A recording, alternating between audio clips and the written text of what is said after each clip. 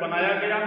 उसमें 22 लोकसभा के सदस्य थे, 11 राज्यसभा के सदस्य रहे। पूरे देश भर में भ्रमण करने के पश्चात उस समिति में हमारे डॉक्टर कार्तिक उरांव जी भी, उस समय पर बाबा कार्तिक उरांव जी भी उपस्थित थे। पूरे देश भर में सर्वे किया गया, हमारी परंपरा, रीति रिवाज से लेकर दुनिया भर के जितने अलग अलग समाज का, बोली से लेकर, भाषा से लेकर।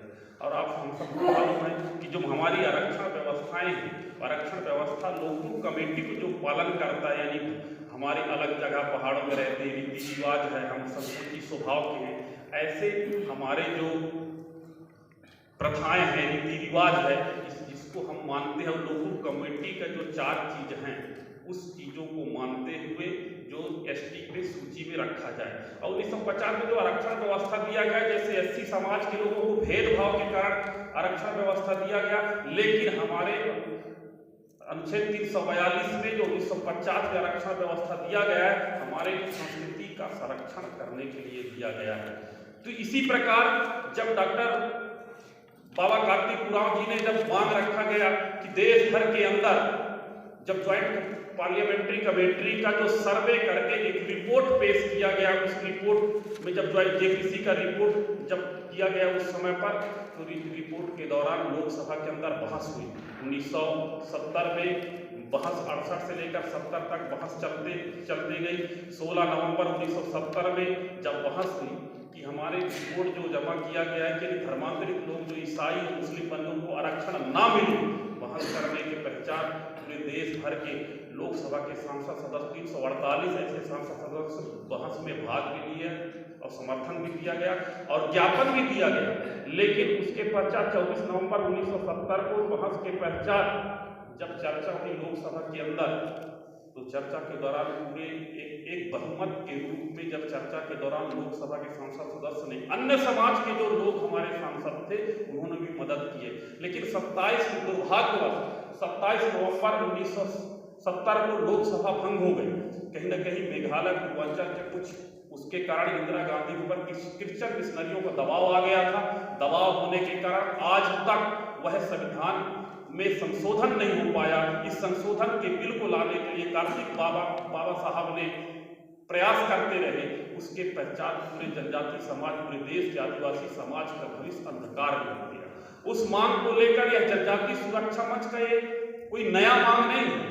ये 1967 से लेकर 70 तक का ये जो मांग है, पार्लियामेंट कमेटी में बहस हो चुकी है, उस मांग को लेकर आगे बढ़ रहे हैं जनजाति सुरक्षा मंच के हम सब लोग। और आप सबको मालूम है, कहीं ना कहीं हम सब लोग जनजाति सुरक्षा मंच के कार्यकर्ताओं के बाद प्रांतों में और जिले के बैठकों में हम बड़े बड़े सम्मेलन किए हैं। और आप ये भी जानते हैं कि इसकी जो मांग है हमारी, यह अस्मिता की लड़ाई है।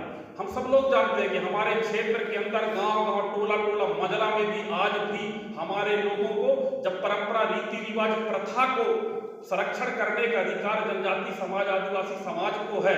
और उनको भी आज तक, यदि वो ईसाई बन जाते हैं, हमारे गांव के ग्राम देवता को नहीं मानते हैं, हमारे सरना पूजा को नहीं मानते हैं, इतना तक कि हमारे जनजाति समाज के व्यक्ति यदि धान भी बोता है तो धान बोने के पहले हर गांव में बिदरी होता है, यानी इंद्र भगवान का पूजा होता है, ठाकुर देव के स्थान में पूजा किया जाता है, जिसको बिदरी कहते हैं। और वो जो ईसाई बन जाता है उस बिदरी में भी प्रवेश नहीं करता, ना प्रसाद खाता है, वह ईसाई बन जाता है।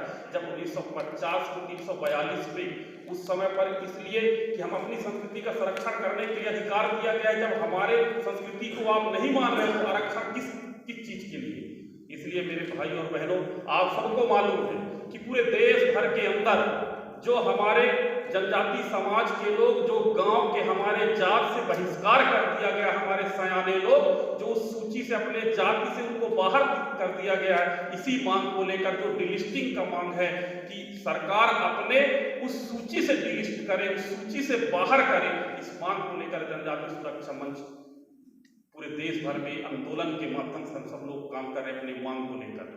और ऐसा विषय सब जगह समस्याएं भी हैं, सब लोग कहते हैं, अलग अलग हमारे जनजाति समाज के लोग अलग अलग भ्रमित भी रहते हैं। कई प्रकार के ईसाइयों के द्वारा उनको भ्रमित भी किया जाता है, कई प्रकार के उन लोगों को भ्रमित भी करते हैं। कई जगह कहते हैं कि आदिवासी हिंदू नहीं है। अरे सबको मालूम है, जब आदमी पैदा होता है तब से जनजाति समाज प्रैक्टिकली रूप, यदि हिंदू है, सनातन धर्म के लोग हैं, तो है आदिवासी जनजाति समाज के लोग हैं। जब उठता है सवेरे से धरती को प्रणाम करता है और धरती माता को, इस भारत माता का सबसे सर्वोच्च जनजाति समाज को है। इसलिए शंकर भगवान से लेकर माँ पार्वती से लेकर नर्मदा मैया, काली कंकाली से लेकर यदि जनजाति समाज के जितने भी जनजाति समाज के लोग हैं, कहीं ना कहीं सबके कुल देवी है। किसी का काली कंकाली भी है, तो किसी का ठाकुर देव भी है, तो किसी का खिरवाइन दाई है, तो किसी का ठकुराइन दाई है। ऐसा कोई जनजाति समाज नहीं होगा। इसका निर्माण हमारे पुरखों ने सनातन काल से किया गया।